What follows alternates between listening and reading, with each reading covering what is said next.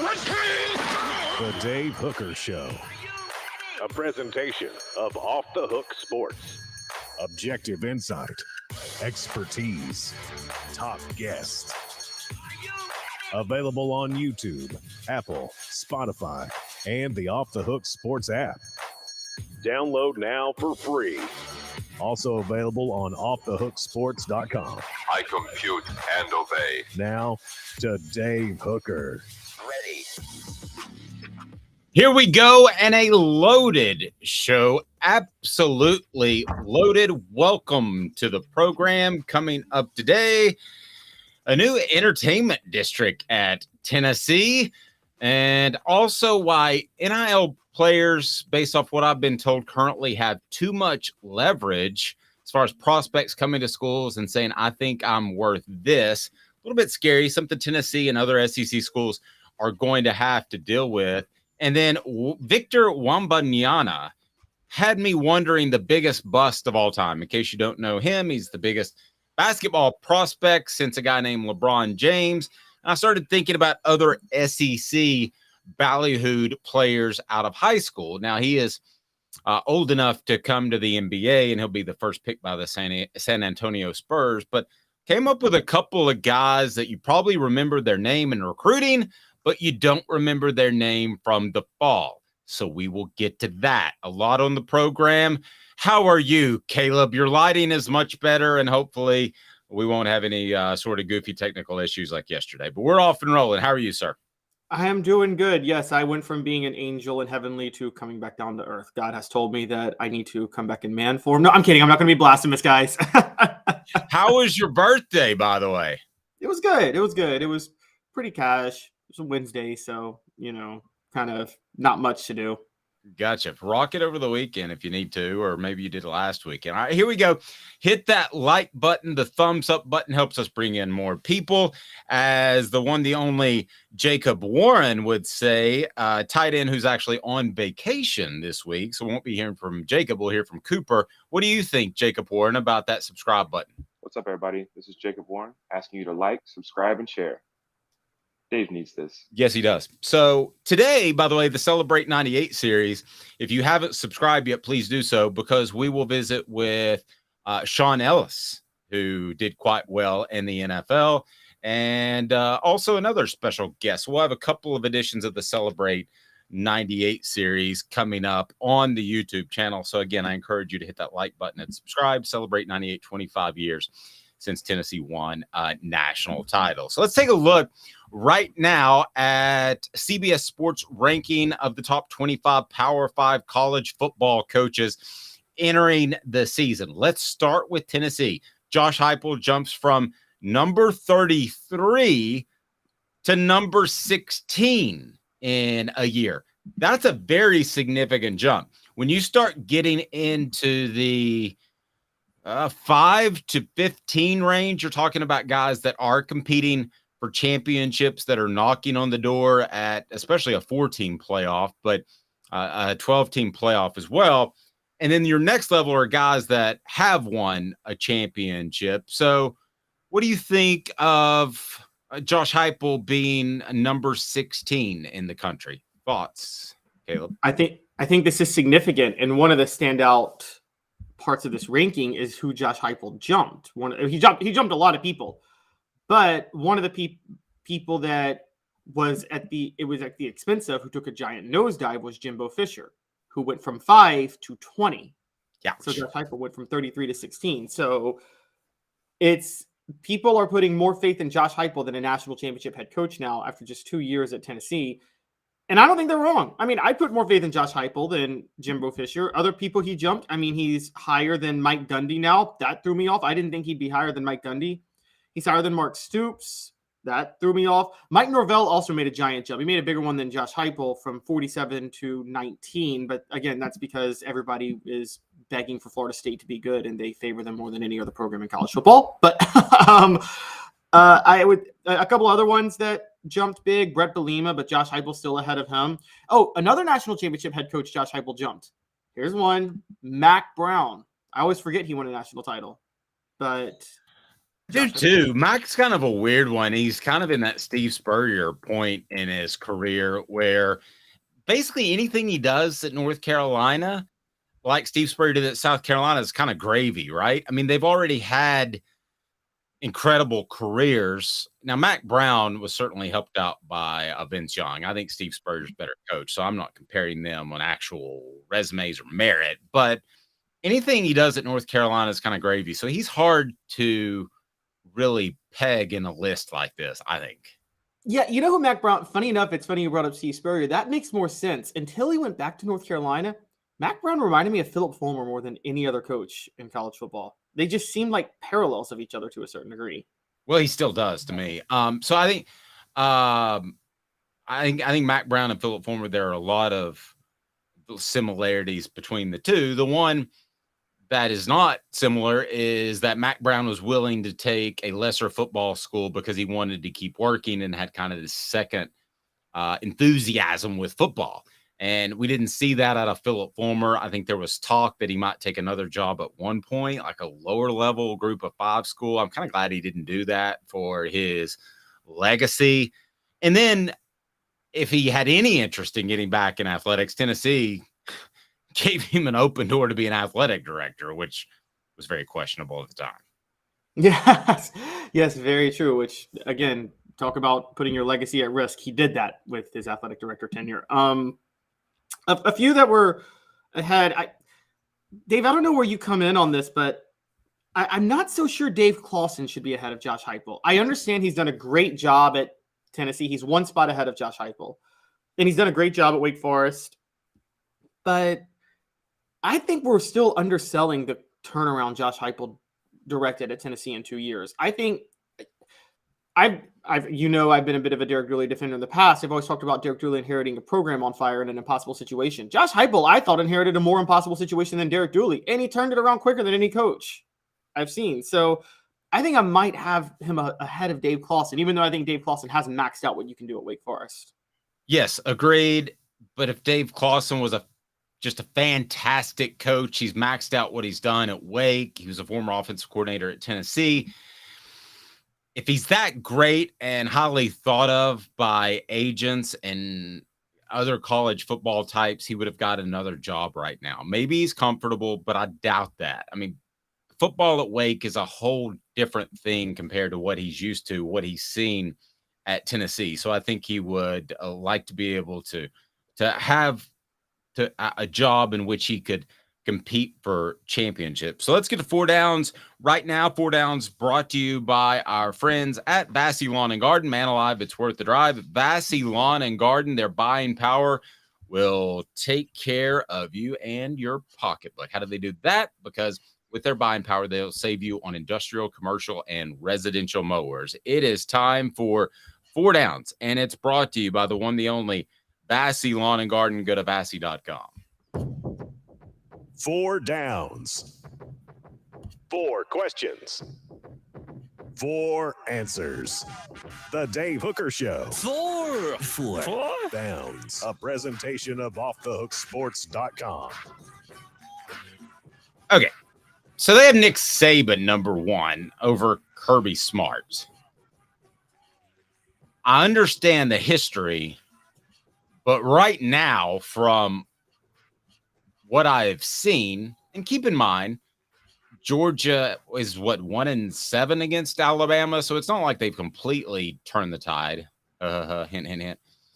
But based off of the recruiting and what I've seen on the field, I don't know how Kirby Smart's not the best coach right now in the nation. You want to take Alabama based off history, you can, but who you hiring tomorrow, not just because of age. Let's say you could get 5 years out of either. Let's don't worry about age. Let's say they're both 60 and you got 5 years to get as much as you can out of them. Which one are you taking, Kirby Smart or Nick Saban? I'm sorry, Dave. I'm still taking Nick Saban. If I can get 5 years, I'm still taking Nick Saban. And I think, look, Kirby Smart's all things being equal, Kirby Smart's at a better job than Nick Saban's at. That's crazy to say, but if all things are being equal, Georgia's a better job than Alabama. It's an easier job. You're absolutely right. I've got no argument with that. I think it's a better job. I think it's got a better recruiting base. So that was first down. You would have Alabama number 1, as would I. Then you have Dabo Swinney coming in at number 3. Sorry, not on board with this. I'm not sure that he'd be in my top 5, to be real frank with you. And the reason is I think Brent Venables put together that defense a lot like John Chavis with talent was able to do under Philip Fulmer. We could go on and on and on about how on the other side of the ball, Gus Malzahn at Auburn and all the guys that have had success as coordinators really propped up a head coach. I think Venables propped up Dabo Swinney to a large extent, and I just don't see them winning another championship. So behind him is Lincoln Riley, Jim Harbaugh, Brian Kelly. Is Dabo Swinney on second down overrated? I say absolutely at 3. It's hard for me because I get your point. As a pure X's and O's coach, I'm with you. But the thing is, I can't knock Dabo Swinney. He's really good at hiring the right staff. I mean, he just went and got Garrett Riley out of TCU. So, yeah, I think that, we talk about the guru versus a CEO when it comes to head coaches. I don't think there's a better CEO in college football of a program than Dabo Swinney because he knows who to hire. Now, he doesn't know what to say all the time. So, no, I would probably knock him down. I would probably put Jim Harbaugh ahead of him, and I would probably put Brian Kelly ahead of him. I'm not sure I'd put Lincoln Riley because, look, I'm going to talk about this later this summer. It's one of the topics I've wanted to dive into, comparing Lincoln Riley to Josh Heupel, because they're very similar in certain ways, but they're like Heupel. There's a big question if Lincoln Riley will ever have the defense to win a national championship. You said something a couple of different times about Riley going to Clemson. You seem sold on that as a great hire as an offensive coordinator. He was at TCU. They put up incredible numbers, but how much of that was Sonny Dykes? I feel like I'm still unsure if that's a fantastic hire or not. Well, remember Sonny Dykes was fired by Cal, and he had a bit of a Mike Leach problem where, rest in peace, where he was committed to his way of running the air raid and no other way. And I think Garrett Riley is the one that added more versatility to it. And so I do think, look, I put a good bit of faith in Dabo with who he hires for his staff. Back in the day when he lost Chad Morris, which really helped propel Clemson, was Chad Morris and running that spread. I don't even think Chad Morris is that good of a coach, but he ran a spread when no one was running it. He goes and gets Tony Elliott, does a pretty good job there. I think what Dabo is very smart about doing is identifying what offense nobody else runs into his conference at the time. And he says, hey, if I run that offense, they have to prepare for this in just 1 week. And that's going to be really, really hard. That's been Dabo's skill the whole time. Kind of like Georgia Tech and the triple option for years. Okay, so the top 10, we're going to get to third down. Top 10, Penn State, James Franklin is number 10. Wisconsin's Luke Fickell, 9. Ohio State's Ryan Day. Utah's Kyle Whittingham is number 7. LSU's Brian Kelly, number 6. Michigan's Jim Harbaugh is number 5. Southern California's Lincoln Riley is number 4. We talked about Dabo. Out of that 4 through 10 group, third down, who is overrated? I got 2 obvious ones, and it's 2 Big Ten East coaches, James Franklin at 10 and Ryan Day at 8. We're on the same page. We're supposed to debate these, but I can't argue with either of those. Yeah, they're just both massively overrated. Yeah, I mean, I believe there are, we talk about LSU being a great job, and it is, but I believe there are 15 to 20 coaches that could do what Ryan Day has done at Ohio State. Now, Kyle Whittingham's the interesting one to me as we get to fourth down, the most underrated coach. So we did overrated. We agree on Franklin and Day. Who's the most underrated coach on this list? All right. Are you ready? Yeah, I'm ready. I'm scared, but I'm ready. All right. Hold on to your seatbelts. Clark Lee should be way higher than 56. Oh my gosh. At Vanderbilt. It's okay, but that's the point. He's at Vanderbilt. And he went 5-7. He beat Florida last year. Okay, and he beat Kentucky. He's at Vanderbilt. Look, okay, Dave, a question. Clark Lee is number 56. Billy Napier or Eli Drinkwitz is number 51, and Billy Napier is number 43. Of those 3 coaches, who would you say did the best job last year?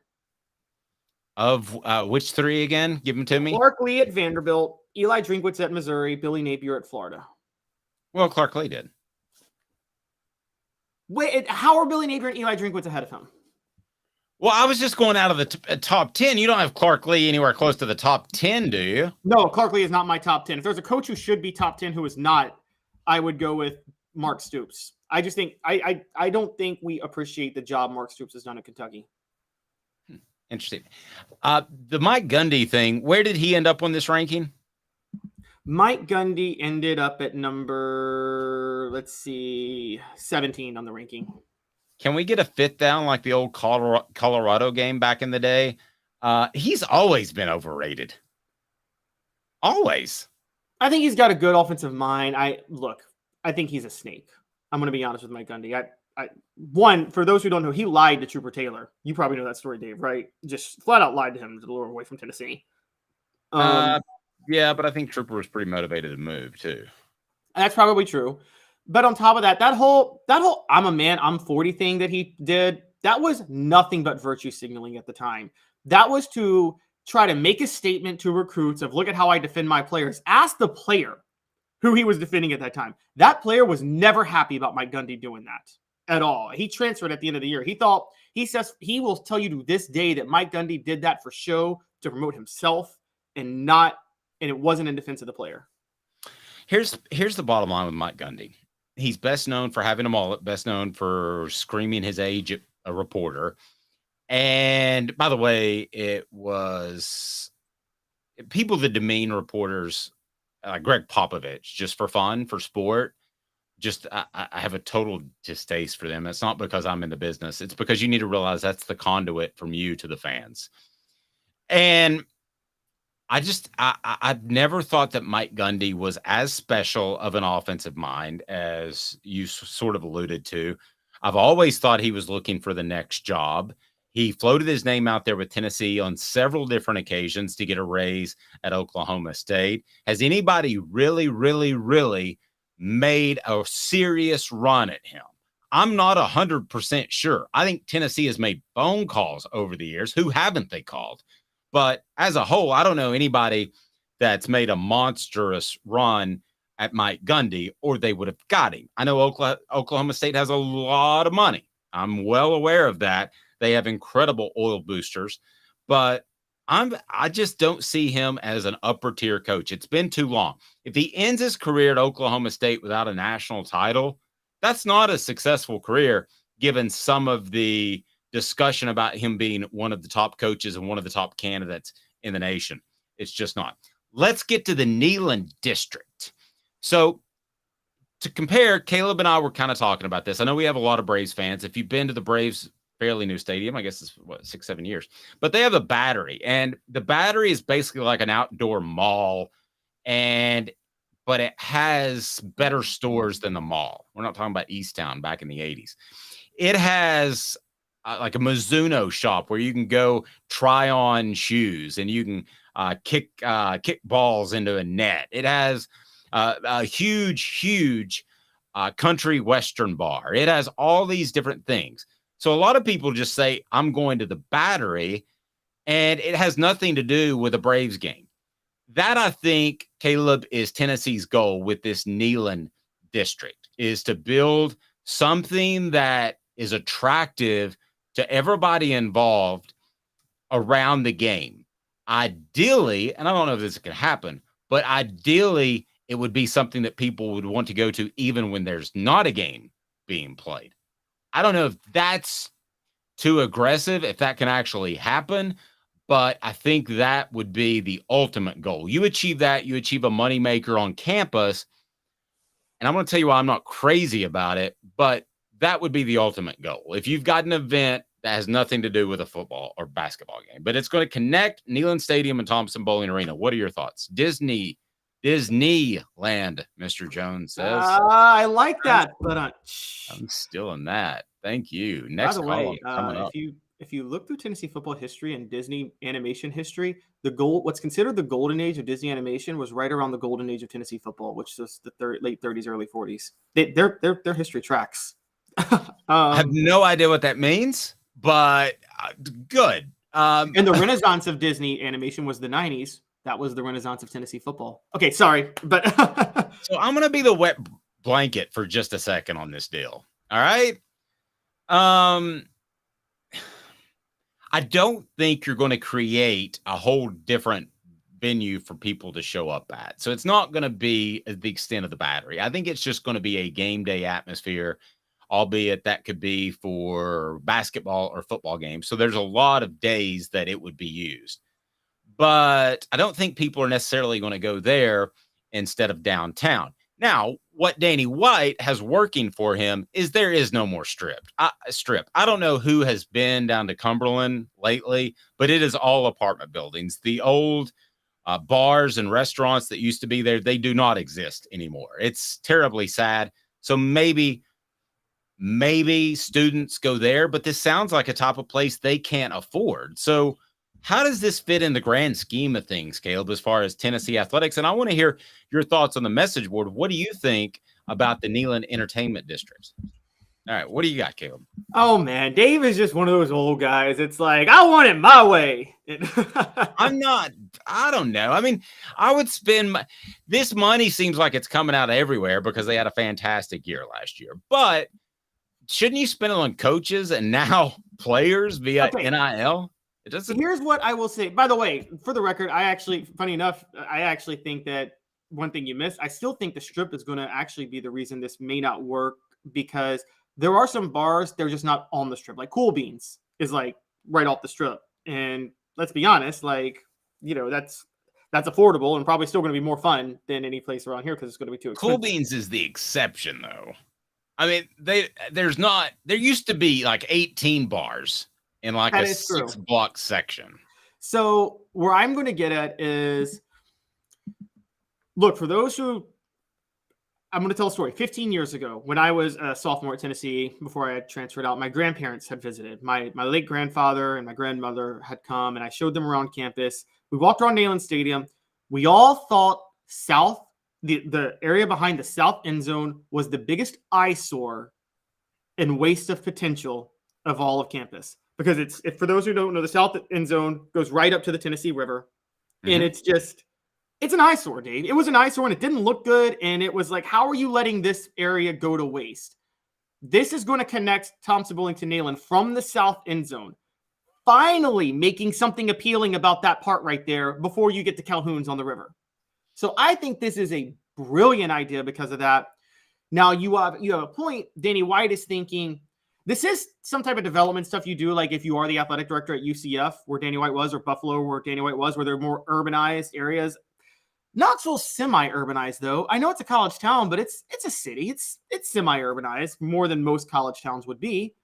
And so I think this is actually a great idea. I'm a fan. And I think it's also, look, with sports gambling happening, so big now, you might have some venues for betting. So you might you could create like a Vegas little like culture right there. I mean, look, I'm sorry, man. This would be pretty epic. I tell you, I don't think Calhoun's is very happy about it because they had that market cornered. You're talking about that south end. Everybody went there, so I bet they're not really pleased about it. I think it's going to make parking more ugly. Yeah, I think it's going to make parking more difficult. You mentioned the aesthetics of it, and I never noticed that because I always grew up around Neyland Stadium, selling game day programs to covering games.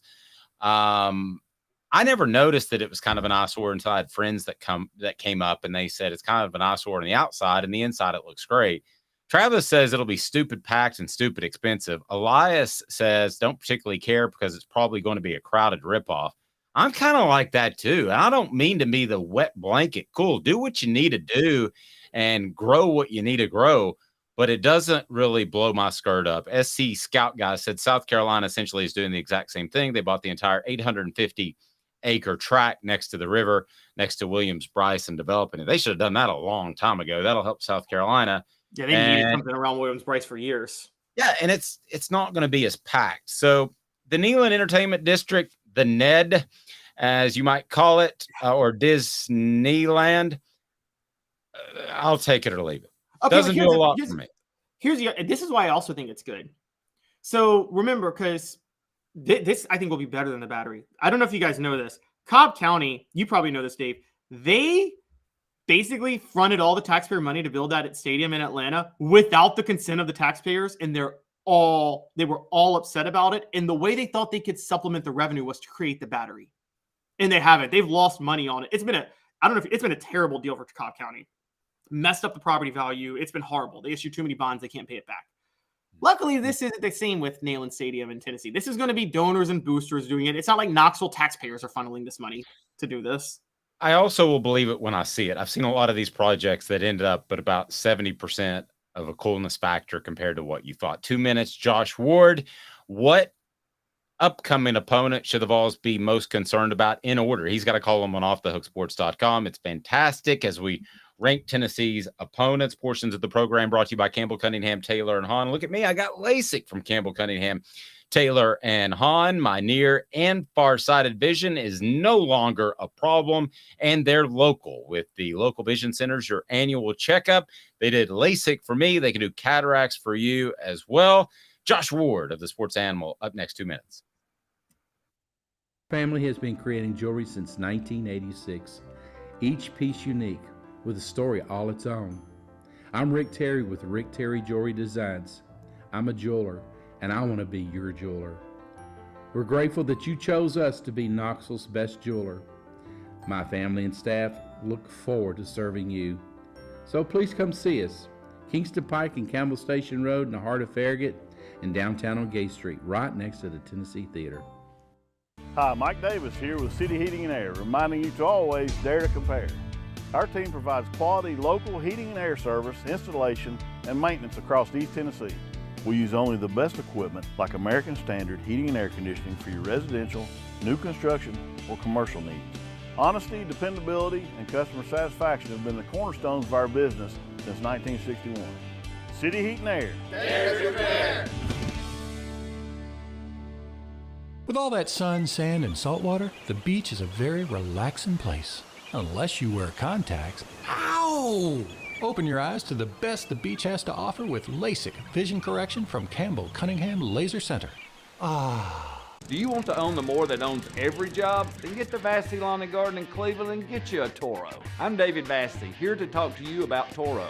With a Toro Zero Turn, you'll get more out of every minute and you'll reach the finish line faster. At Vassey's, we like to say, no matter if you're mowing 3 acres a week or 11 lawns a day, homeowners and business owners alike find confidence in equipment they can trust from top to bottom. Vassey Lawn and Garden, Highway 60 North in Cleveland. Man alive, it's worth the drive. These mountains hold and defend a spirit far better than moonshine. A drink that holds flavor that becomes necessity. A hard cider made and relished by folk who are as hearty as they are legend. A refreshment that can only be found in one place. With a taste that makes you say, give me 3 bottles of the good stuff. Tennessee Cider Company, where necessity can be found. Objective coverage. Hey, that's new. If we get caught, we're going to jail. The Dave Hooker Show, a presentation of Off the Hook Sports. YouTube, Apple, Spotify, and the free Off the Hook Sports app. I'm going to need to see some identification. Back to Dave Hooker. This guy is the sports animal. Josh Ward joins us. He's on noon to 3, the flagship station of the Vol Network, right there in Knoxville, WNML. Josh, how are you, sir? I'm good, guys. Great to be with you. What do you think of the Ned? Yeah, the name that you're coming up with needs work. I would say that for sure. I'm word shopping it. Yeah, I like the idea that there is use for that space besides 7 Saturdays a year. So trying to make a 12-month use out of a large amount of space and turn it into useful venue, something that will look better long-term. That makes a lot of sense. We can workshop the name. Orange Light District, Orange and White District. Can come up with some different ideas. Orange Light District. Yes. I love that one. What we need. That we need an Amsterdam is basically what we need on the river with the shows and the substances and that. If for any Ted Lasso fans out there, the Amsterdam episode ended up being it's a clean episode, and it was I think one of the more entertaining they've had in the 3 seasons. So we can workshop it. There's a lot to come up with there. Does anybody among the three of us know somebody that's gone to Amsterdam? And have you had the discussion of what did you do while you were there? I've had a buddy who went to Amsterdam and was like, what did you do when you were there? And he said, oh, we just did some stuff. And I said, so I don't believe that. And I said, so did you go one of those cafes there? Yeah, maybe. I said, did you go one of the shows?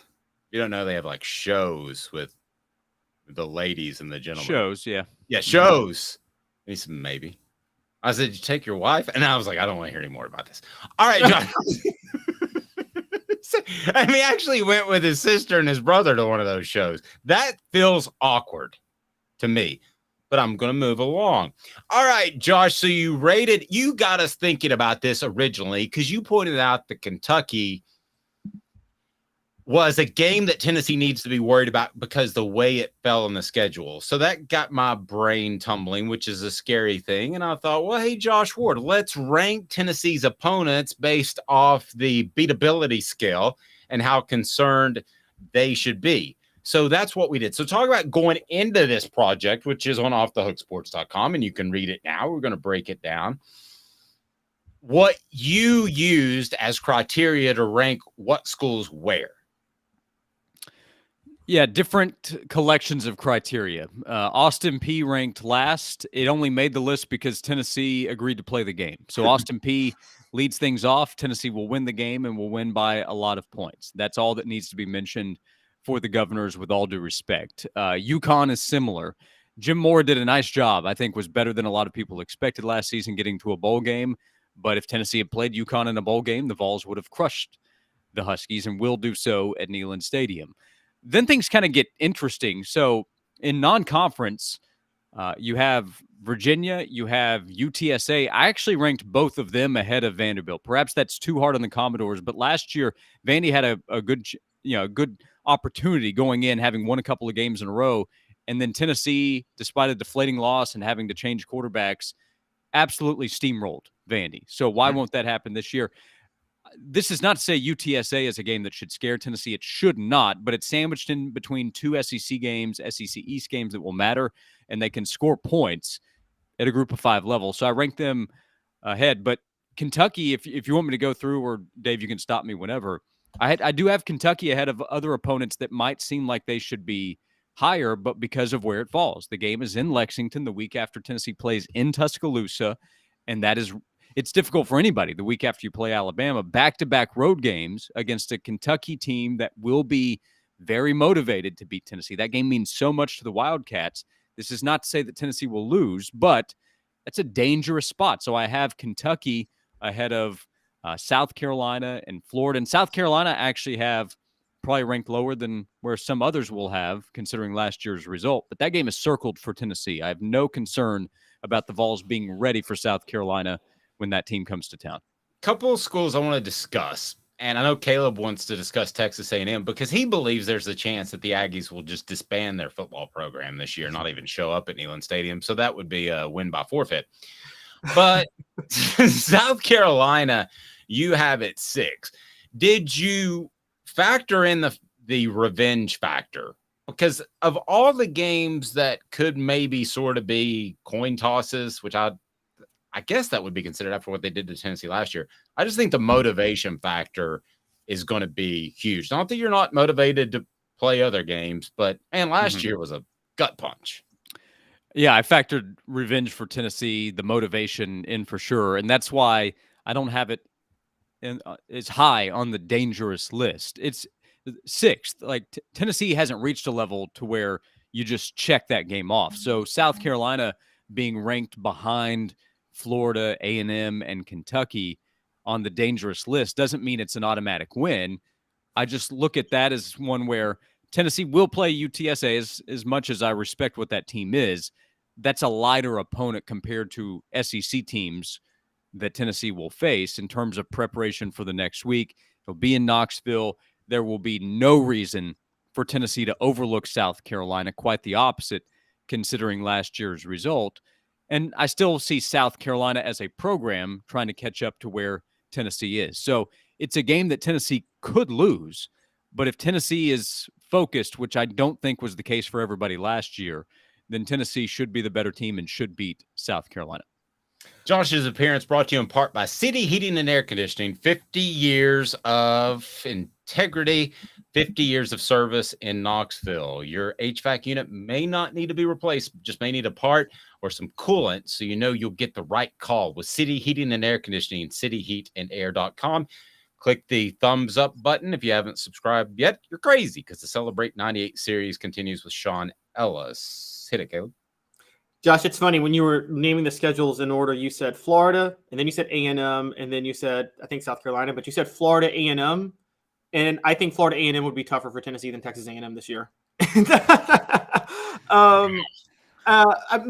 question I have for you with how Texas A&M could be ahead of Florida. At some point, did Jimbo Fisher like try to pick up your mom or something? Caleb hates Jimbo Fisher like nobody else. I don't hate Jimbo Fisher, but no, he didn't. And it's more likely Jimbo Fisher's ex-wife tries to pick up me. So, okay, so. All righty, there he goes. That's high hot heat right there, Josh.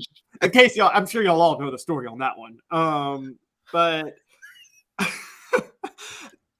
Josh, Texas. My issue with you having Texas A&M ahead of Florida is that Tennessee still has to visit Florida, where they haven't won since 2003, and they've only beaten Florida twice in the last 17 years. Mm-hmm. And they get Texas A&M at home and Texas A&M off a bye. So forget like where the teams are going to be, and I think Texas A&M is going to be awful and collapse this year. Don't those things make Texas A&M an easier game? I mean, Josh Heupel off a bye, isn't he almost unbeatable? Yeah, so that one I probably struggled with more than any other. The difference ended up being Texas A&M's players. Their roster is significantly better than Florida's. Texas A&M has a roster that should make almost every program in the country jealous. The problem is that it's been mismanaged and the offense has been embarrassing with the level of talent that it has and the results that we've seen the last couple of years. So you could end up being right. Like if it falls apart and Texas A&M disappoints again and they force Jimbo Fisher out despite his high buyout, I won't be surprised. And from a scheduling standpoint, I did note in the column, Tennessee has the advantage having the week off while A&M has to play against Alabama. It simply came down to players. But I agree with you in everything that you're saying about Florida. Going to Gainesville is not easy. And odds makers are making Tennessee a touchdown favorite right now at Florida, which is actually a huge number considering Tennessee's results there. But it's also the first game in SEC play. And what if Tennessee has a difficult time early in the game offensively and it's tied and you start to wonder? So if you say Florida should be ahead of Texas A&M, I have no strong argument against it. It simply came down to players. If we're wrong on the side of, okay, it's going to fall apart. Let's say Bobby Petrino does come in and work wonders with Connor Wegman, who is talented. Like Florida would love to have him at quarterback. And then all of a sudden they have this 5-star running back that's come in and they have future NFL players at wide receiver. And we still have questions about Tennessee's defensive backfield. All of a sudden things could get interesting in that game. And their defense has all kinds of talent. So it was simply a roster bet on Texas A&M that they get things figured out. But it could turn out that this is a disappointing season for A&M. And if it doesn't work out this year, they can't have Jimbo Fisher continue to coach because they have too much talent to waste it. Yeah, but man, the buyout's like still like 75 million plus, isn't it? Man, they're in a hairy mess. I kind of think drill some oil and pay it. But that's if that's if it doesn't work out.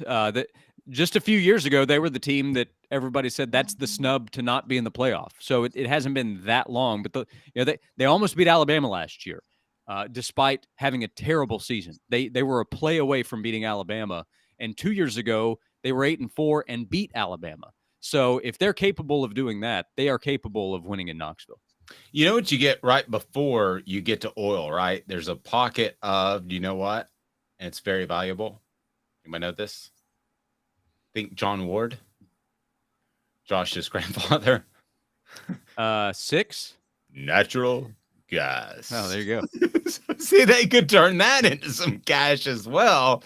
It could be Walter Nolan Sack, brought to you by Natural guys. Or they could just take some Saudi blood money for some more oil. Sorry.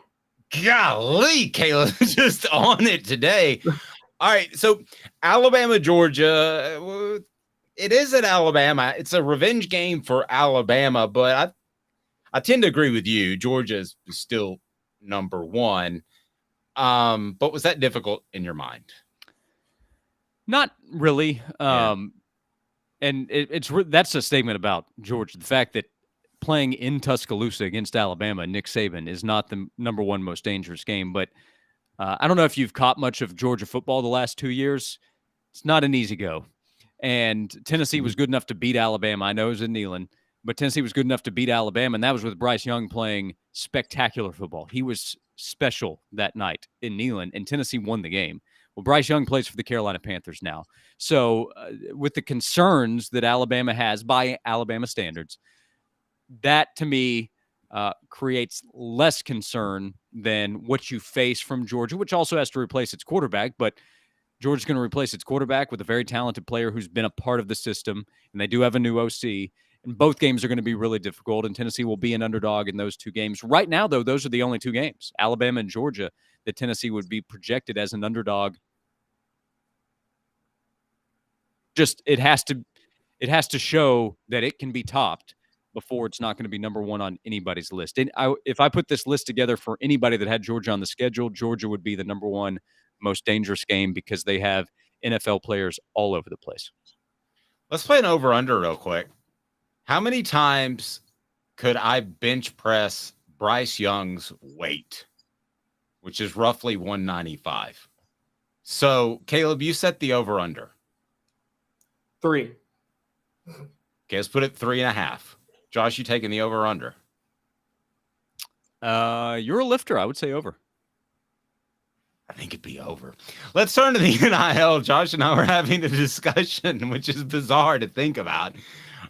There's Jamarcus Russells of the world and those type of guys, Josh Allen's that weigh 250, and he's like a $185. I'm not sure Bryce Young's going to agree to it, though. Just to be clear. No, and if it were a person, I know this from doing this bench pressing my wife. I know that when you have a person, it's tougher because you have to balance it. That's much more difficult than just being on a bar. I'm sure you know. I'm sure you bench pressed your wife before, right, Josh? What were you going to say about NIL? So you and I were talking yesterday. I think these NIL cats, and I wrote a column about it, the transfers, even the high school guys, have way too much unfounded leverage in that they could show up in anybody's office and say, hey, Arkansas State and Butch Jones offered me $250,000. Are you going to give me $350,000? And it can't go checked. Unlike all the professional leagues, you can see an offer sheet. You have no idea if the kid's lying.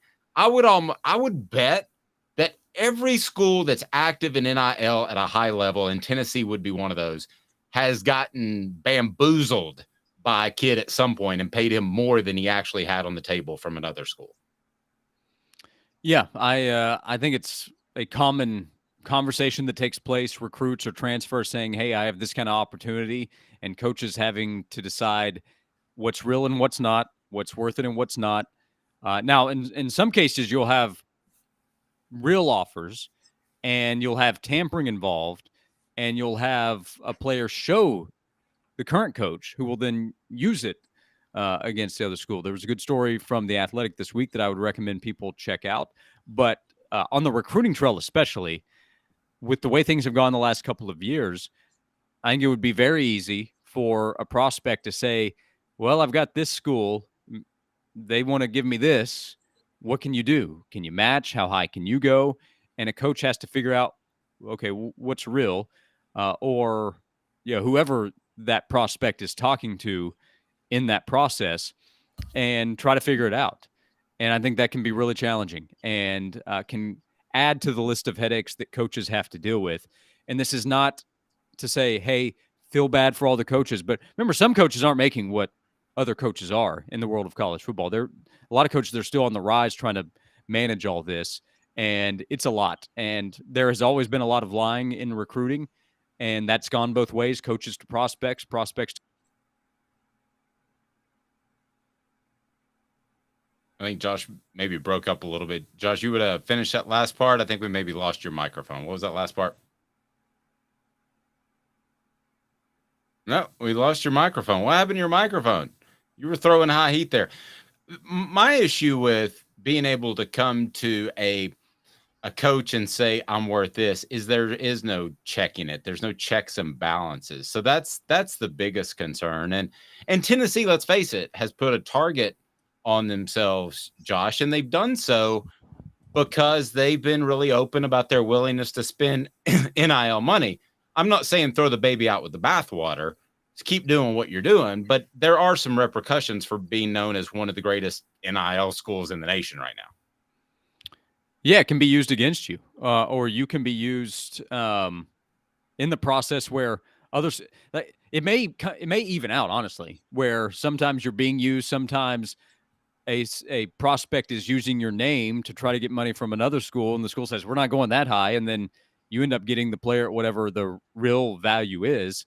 I don't know that. I know that it's creating more obstacles and it's creating more headaches, and it's only going to add to the plate of what coaches and schools are having to deal with. So there's the recruiting aspect, there's the transfer portal level where a player, not even a prospect, I guess he can become one again, but a player can come to a school and say, hey, I've heard from such and such, or I've got a couple of suitors that have reached out. And maybe you name the school, maybe you don't. Maybe you're telling the truth, maybe you're not. But then there's the valuation aspect. The collective and or the coaches, if we're being honest about how it all works, have to decide, is this real or not? Does he have a real opportunity or not? How valuable is he? How high can we go? Players talk. If we give something to somebody, does somebody else want that number or more than what he's currently getting? And it's just a lot. It's a lot. And I think there's been a lot of that over the last, couple years now. And there will be more of it. It's like asking your financial advisor to be your football coach. Portions of the program brought to you by AndyMasonRealEstate.com. AndyMasonRealEstate.com. Best service, best prices in Knoxville. 40 years of experience in his office. He's my realtor, should be yours. You're going to waste thousands of dollars if you go with another realtor. AndyMasonRealEstate.com. I know we're pushing Josh, but Caleb, go right ahead. Well, Josh, you and Dave both disgust me. Okay. Good. For years, for decades, college coaches have held the upper hand, and they've been able to snake pay players all the time. Players commit to a school, they couldn't transfer. The coaches could leave whenever they wanted, and the players would be screwed. Players couldn't get paid. And not to sound Bernie Sanders here, but you guys sound like you're trying to protect the billionaires giving the NIL money out, okay? I'm saying, you know what?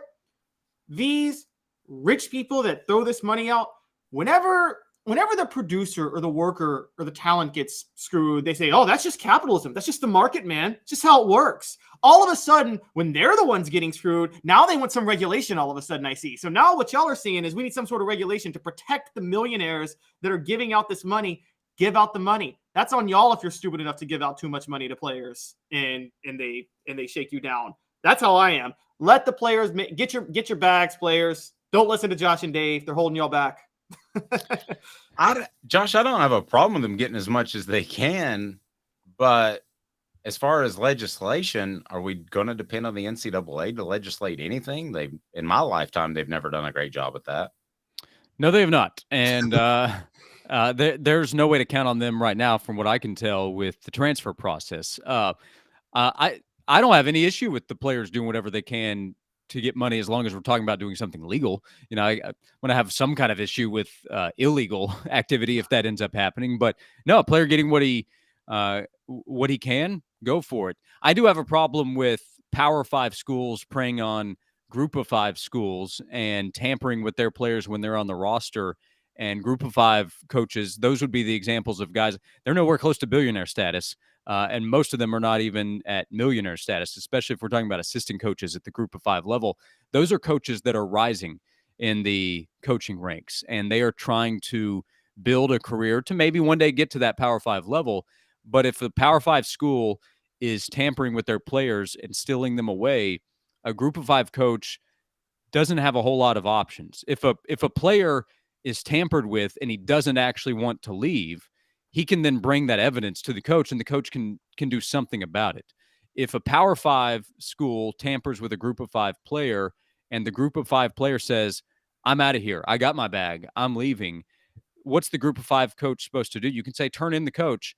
Okay, well, that's really good for your career opportunity. If you're known for turning in coaches, even if what you're doing is the right thing, that's not going to help your career advancement. It also is not going to get you your player back. Your player's gone, realistically, in this scenario. So coaches that are not making nearly what SEC coaches or Big Ten coaches are making, those are the ones I feel for. The coaches at the Power 5 level that are making crazy amounts of money, yeah, I don't feel for them as much. I recognize what they're having to deal with. Those would be the coaches where I would say, okay, you need to decide, is this for you, or do you want to move on and do something else? Brian Polian at LSU decided, you know what, I'm going to go do something else in the world of college football. And he left LSU, where he was an assistant coach, and then it transitioned to a different role in the department and decided to go to a Division III school, John Carroll, and said, you know what, I'm out. I'm going to go do something else. So for the Power 5 coaches, I don't feel for them. For the group of 5 coaches or below that don't make nearly that amount of money and they have to deal with all this extra stuff and have no power against it, I feel for them. Josh, I know you got to run. But last thing, I think I know where you stand on this, but let me ask both of you guys. If everybody's tampering, do you want Josh Heupel to poach people? If you're a Tennessee fan from group of 5 schools, not Power 5 schools, but group of 5 schools, is that something you want to see? Is that something you're cool with? Caleb, should Tennessee fans be cool with that? Josh, should Tennessee fans be cool with that? Talking about from an ethical standpoint or a competition standpoint? Well, we're just going to make it a ethical or competition standpoint. Well, both. No, not really. I mean, if we're talking about actual tampering, no, I would not be cool with that. But before NIL, the truth is, if you want the truth without all the details, is the truth is that players at every school was getting something. They were getting something somewhere along the way. That was the truth of it. And the truth of it now is that all schools have somebody. I'm not saying the head coach. I'm not saying all the assistant coaches, but all the schools have somebody who's doing something to make sure they don't fall behind in their opportunity to get the best players possible. Because if they don't get that player, their rival will. Be good. Get out of here, man. Noon to 3, WNML. I appreciate it. Thanks, Josh. Check out his column on offthehooksports.com. Be good. You got it. Thank you, guys. Thanks, buddy. Have a good one, Josh. What about you, Caleb? I mean, okay, here's the thing. If all the group of 5 schools are being tampered with, I don't think that's going to hold back group of 5 coaches because they're competing at the group of 5 level, and every other school has to deal with what they have to deal with. So it kind of evens out to a certain degree. The issue is if you're in a group of 5, you're hoping that one of your relationships one day will get you to a Power 5 job. So yeah, but how would this hold it back as long as you don't snitch? Well, but if it's tampering, what's wrong with snitching? I have no problem.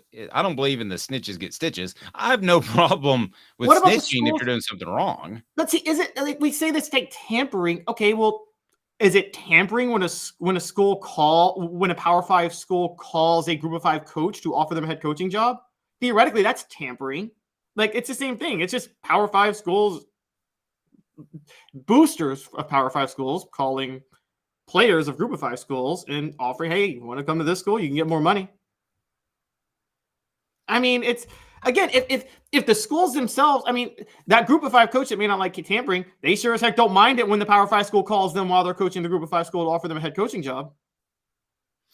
Well, and this too, let's think about the kids. I mean, if you hear about this guy that's lighting it up at ETSU and you're Tennessee, I mean, it's probably his dream to play at Tennessee, right? And he would have better facilities, better support, better educational support. So I'm with you, man. I mean, tamper away. It's not like it's breaking a law.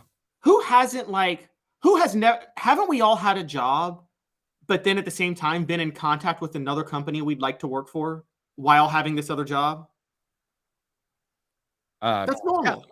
Yeah. I mean, what about the, and also Let's take it larger. Was the SEC not tampering when they were negotiating with Texas and Oklahoma secretly to join the SEC for a year when Oklahoma and Texas were in the Big 12? I mean, tampering is part of life. That's what you do. You try. I mean, by the way, my favorite player's getting gift story of all time is still Eric Dickerson getting what? Didn't he accept a car from Texas A&M? And then he Trans Am, I think. I'm sorry. I think he got a Trans Am. Oh, he did. Didn't he get a Trans Am? Yeah, it was like I think it was that group still. I don't know what they did to those guys, but they still will not say that they got anything when it's so obvious. They did. Craig James and Eric Dickerson, all those guys, they're like, no, absolutely not. SC Scout guy said the thing, I just don't want the government involved. I'm fine if Power 5 gets together and makes enforceable rules, then that is fine. I just don't want someone like Congress getting involved. I got bad news for you, SC Scout guy. The SEC wants Congress involved. Talked to Greg Sankey about this at SEC Media Days last year. And I don't know that it's going to happen anytime soon because he was talking about the midterm elections that are going to slow things down. And hopefully the presidential election is going to slow things down. What's that? Now the presidential election is already ramped up. Right. And he said that. He said, and then you'll have so when is it? So, I mean, I was blown away. I thought the NIL thing would have some sort of regulation within weeks or months. And he was talking years. So does it ever get in front of Congress? Probably not. And you have to remember, this isn't a nationwide scandal. It's not even a scandal, but it's not a nationwide sports issue like the steroid thing with baseball. So you're not just going to pop in front of Congress on a Tuesday afternoon because you're the SEC and you would like a seat at the table. But if Congress got involved, I don't think it would change much. At the bottom line is, guys, who out there has sons? If your son's 18 years old and he has an opportunity to go out there and make millions of dollars or hundreds of thousands of dollars, is anybody going to say that should be legislated against? Well, anybody? No, and here's the other big deal that people are forgetting. So the Supreme Court didn't rule this thing unconstitutional. What they ruled is that the thing that unleashed NIL was they ruled that it violates antitrust law. For Congress to get involved, they would have to completely rework antitrust law in this country. So forget NIL for college athletes at that. You realize that gets into unions negotiating at Starbucks or Amazon or just worker protections. That changes, or consumer protections. You realize how much that affects if they were to rewrite this law? It wouldn't just stick with NIL. That law, the umbrella would, by its very nature, expand. You can't just narrow this to NIL. You see what I'm saying, Dave? Because there's broad antitrust law in this country.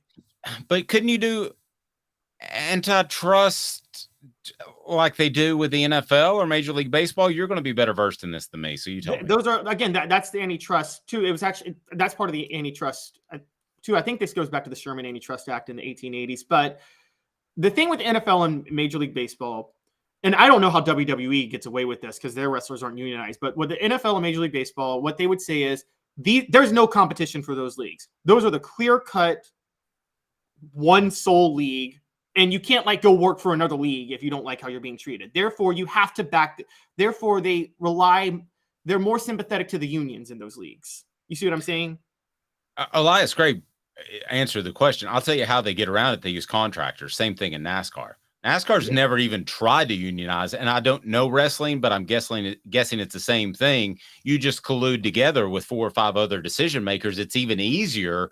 I mean, it's incredibly easy in NASCAR. Here's what WWE, but see, here's the thing with NASCAR and with college football, and this is why what I said, I don't know how WWE gets away with this.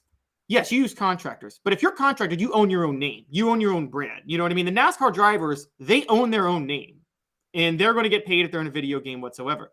WWE, they use independent contractors for the wrestlers, but they own the wrestler's nickname and their likeness. How do they get away with that? That's the most illegal thing in the world. And well, the bottom line is they have the power to exclude them. It's collusion is what it is. Or maybe it's not even collusion. Maybe it's just whoever's in charge. Like NASCAR, the Frances are the only ones. So it's really not collusion. It's just the bottom line is you're not good enough to be a Formula One driver, and we'll just run you out of the sport in America if you do something that goes against what we want. I mean, they had issues with a driver whose name escapes me that may have done drugs. Didn't fail a test, and he was like suspended for 6 weeks, and he came back and he may have done drugs again, and then his career was over. His name escapes me. Seems like it was Jeremy. Probably somebody can help me with that. All right, so biggest bust from high school to the SEC, because everybody thinks that Victor Wembanyama is just going to be the next greatest basketball player in the history of man. He's out of France. He's 7'2". But I've seen a lot of these guys come in very ballyhooed, and we're going to discuss some of those. All schools. So SC Scout guy and other guys that are fans of other schools, why don't you give me some? Because I got a pretty good list I put together, and there's Tennessee guys on there, as you would expect. There's more than that. And why Tennessee, if you're going to take basketball seriously, you can do it. Like this afternoon. You can take basketball seriously, and you can change your program, and you can be in the Final Four next year. And I'm going to tell you how right after this, and it's pretty darn easy. 2 minutes off the Hook Sports. And Craving Wings South North Shore location, where we've heard people say that you can get the best wings in East Tennessee. Pero ¿quién es este? El número 87, Jacob Warren. I'll just do 6 of my sauce 87, please. Imposible, señorita. Dale 6 más. Look at these wings. Perfectas, deliciosas, fantásticas. Man, I don't know what you're saying, but it sounds awesome. How do you say fresh, never frozen in Spanish? Frescas, nunca congeladas. Make your way to Craving Wings and get you 6 más. But what was funny about Cadis, we were a full continuum of care at that time. We had detox, we had inpatient, we had outpatient. So we were doing a lot of the things that we do now. But now we just do them so much better. It's really a simple program, but we're complicated people. I am what I am, and now I got to do something about it. You can take your life back. Call Cadis today. Got cataracts? We can fix that. Never miss another moment. With a little help from Doctors Campbell, Cunningham, Taylor, and Hahn at cctis.com. Do you want to own the more that owns every job? Then get to Vassey Lawn and Garden in Cleveland and get you a Toro. I'm David Vassey, here to talk to you about Toro. With a Toro Zero Turn, you'll get more out of every minute and you'll reach the finish line faster. At Vassey's, we like to say, no matter if you're mowing 3 acres a week or 11 lawns a day, homeowners and business owners alike find confidence in equipment they can trust from top to bottom. Vassey Lawn and Garden, Highway 60 North in Cleveland. Man alive, it's worth the drive. Our family has been creating jewelry since 1986, each piece unique with a story all its own. I'm Rick Terry with Rick Terry Jewelry Designs. I'm a jeweler, and I want to be your jeweler. We're grateful that you chose us to be Knoxville's best jeweler. My family and staff look forward to serving you. So please come see us. Kingston Pike and Campbell Station Road in the heart of Farragut, and downtown on Gay Street, right next to the Tennessee Theater. Who's this guy? Hello, wizard. The Dave Hooker Show. Who? A presentation of Off the Hook Sports. What? YouTube, Apple, Spotify, and the free Off the Hook Sports app. Back to Dave Hooker. Elias saying Jesse Ventura led a unionization drive in the 80s, and Hogan ended up being a snitch. Yeah, and then later on video, he found himself with something that rhymes with snitch. Did you see what I did there?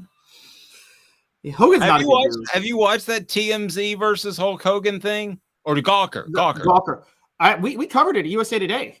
It's pretty intriguing. It's a pretty neat thing. There were no good guys in that, but Hogan was the one who deserved. He was right in the lawsuit, but like Hogan's a bad dude. He's a snake. Yeah, it was pretty shady. So, I don't think the players in college football could ever unionize. So I'm just gonna move on. Yeah, they can. But yeah. The thing is that before we move on, the businesses won't own their likeness. That's the thing. That's the scandal with WWE is that they're contractors, which is fine. But then at the same time, they say we own your likeness. That's criminal what Vince McMahon is doing. Okay, so I know a lot of people out there aren't NBA fans, so this isn't an NBA conversation. But Victor Wembanyama he will be the number one pick by, we now know, the San Antonio Spurs. And I have not seen this much hype for a basketball player since LeBron James. And I will be honest with you, when I was old enough, you might have been a little too young, but I was old enough, Caleb, to watch LeBron whole games. I wanted to have a really strong opinion on it. I think this guy is a considerably better prospect than LeBron James. And I know that sounds insane, but with that comes these huge expectations, and a lot of people will just jump to the next step, which is he's going to be a 6-time champion and an all-star. So we do that too with college football prospects in high school. So some of the top high school prospects that bombed out. Let me hear from the message board, whether it's your favorite school or someone else that you can remember. I'm going to start with a Tennessee guy, and then I'm going to go to a Georgia guy. But I can remember Brian Darden, and this might be before your time. Do you remember the name Brian Darden? I've learned from you and Fred White about Brian Darden. Yeah, not only was he highly ballyhooed, but he showed up on campus, and in preseason camp, he looked like he was the man. I still don't completely understand what happened, but I remember Jimmy Himes saying that he was going to be the next great Tennessee tailback. He was a total bust. So that's one for Tennessee. D says Ronnie Pillows. I don't remember a Ronnie Pillows. What about you, Caleb? While I look up Ronnie Pillows, is there one that sticks out to you? Well, there's a running back that sticks out to me that went to Tennessee that's not Brian Darden, and it was a little over a decade later, a guy by the name of Bryce Brown. And best player in the country. And do you give him any sort, though, of pass because of the confusion of the program around him? I mean, he went on to play a couple of good years in the NFL. He had like 2 semi-decent years, never saw any real success. I think that, I don't know. When he was a late commit, there just seemed a lot of things. You know more about, we were covering the team. There just seemed a lot of things surrounding Bryce Brown beyond just the confusion surrounding the program. I mean, again, it seemed a little devious, wasn't it, to commit a month late after signing day? Then, you know, I don't know. There's just some weird things with him. Another one for me, I want the South Carolina guys to come. One guy I remember, and I don't know why he sticks out, but anybody remember Ricardo? They're coming in left and right. Go ahead. Anybody remember Ricardo Hurley? I don't remember Ricardo Hurley. We got to vote for Harrison Bailey, the quarterback, Quincy Prigmore. Slick Shelley. Now, I will tell you this, Travis. I knew at the time that Slick Shelley was pretty far down on Tennessee's board. So that one was an incredible surprise to me, that he was one of the last receivers they would take. He just had a cool name and he looked slick. I mean, he was a long strider type of guy. So that one didn't surprise me. Here, I reached out to an SEC source that covers several different schools. So how about this? Mitch Mustang. That's a pretty big bust. And if you remember, he was at Springdale, Arizona, and he had 2 really highly rated players around him. One was a tight end, and then he had a running back, I believe, that was highly rated. They both had great careers and just busted out. Here's another one, LSU. So Mitch Mustang went to Arkansas, flamed out. Ryan Perlew, LSU. Who remembers that one? I remember that. John Chavis couldn't figure him out in the 2007 SEC championship game. How many times have we heard that story? Yeah, no, he's about the only one that couldn't figure him out.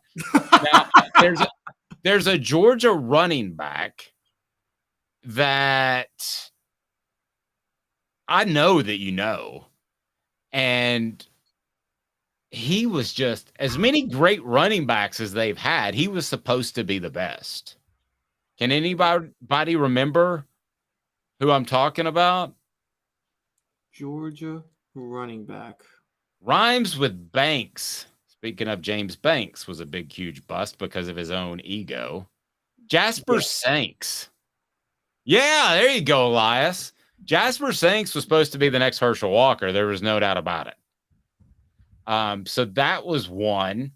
And I'm curious if you guys have any more, because listen, that's part of the fun of recruiting. You know, we got so far yesterday down the path of the Emmanuel Okoye guy that Caleb, you said that he might contribute this year when we went into it thinking he was a project player. So it's fun to go down that path.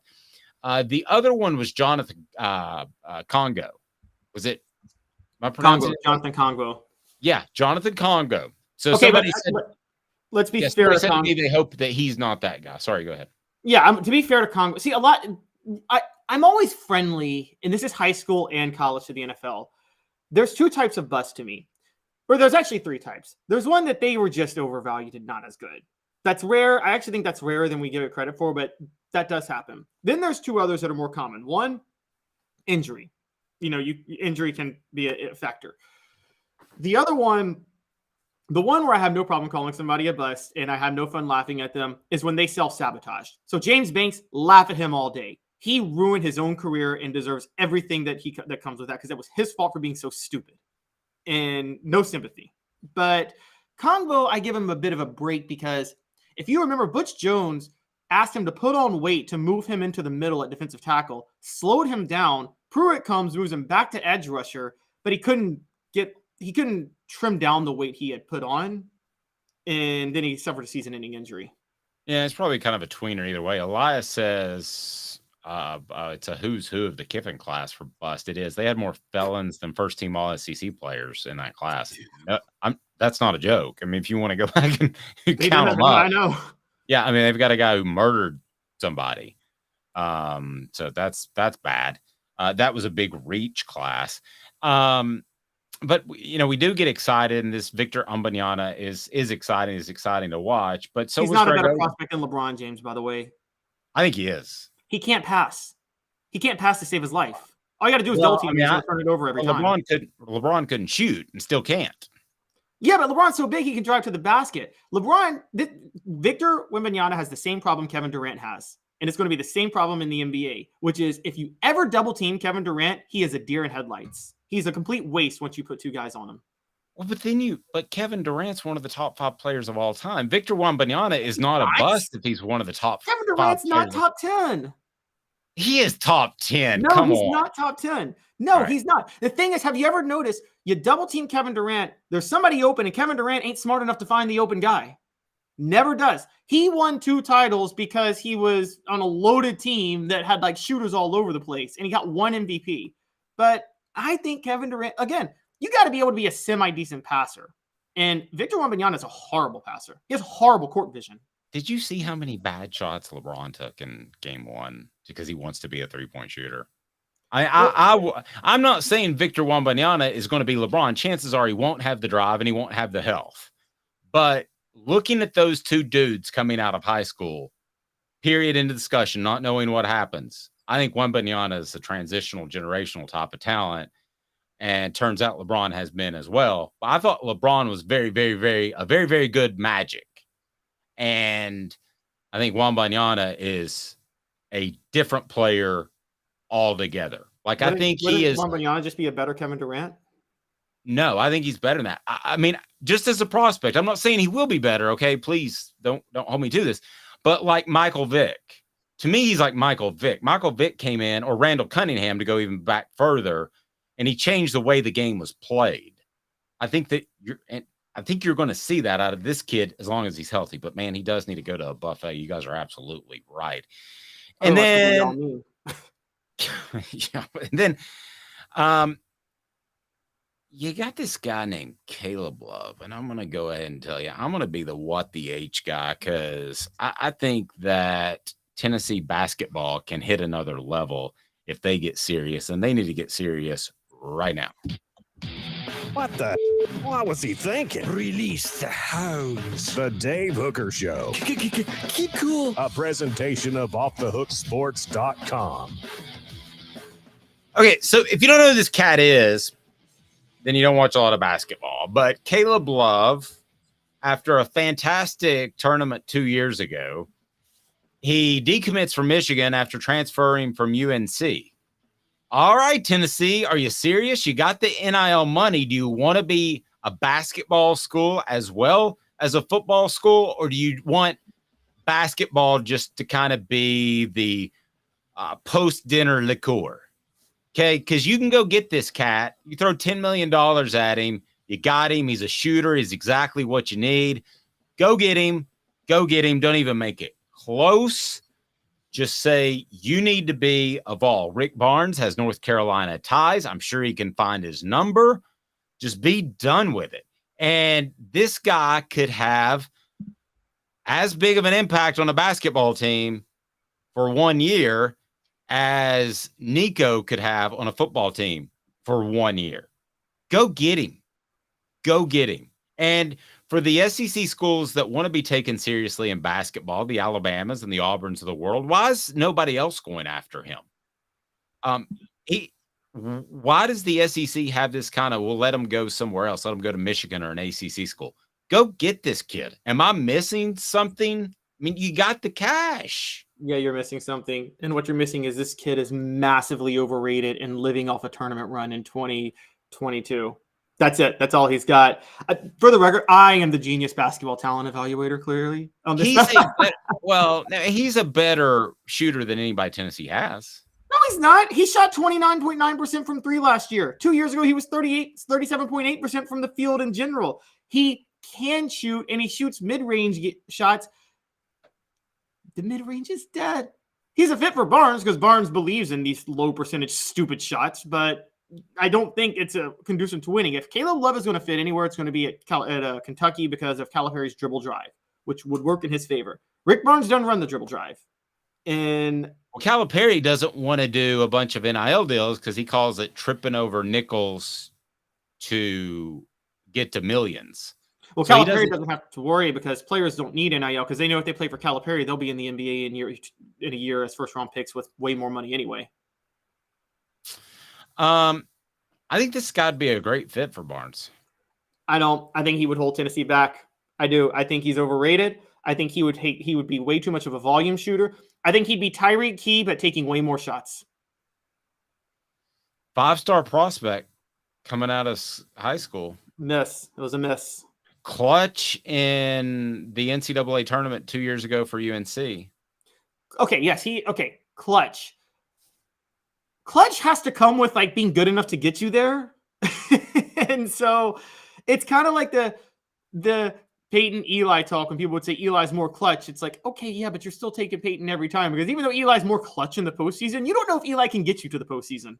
So you take Tyreek Key over Caleb Love every time. I didn't say that. I just said he'd be Tyreek Key with taking a lot more shots. Make a lot more shots. Go to crafttreats.com if your dog is having any issues with indigestion or having any issues with arthritis and also anxiety. They'll take care of you. So you have got to go to crafttreats.com, use a promo code off the hook, get 20% off the chill pills with the CBD derivative or any of their fine treats. They are awesome. So check it out. D says $10 million for a 1 year wonder. No way.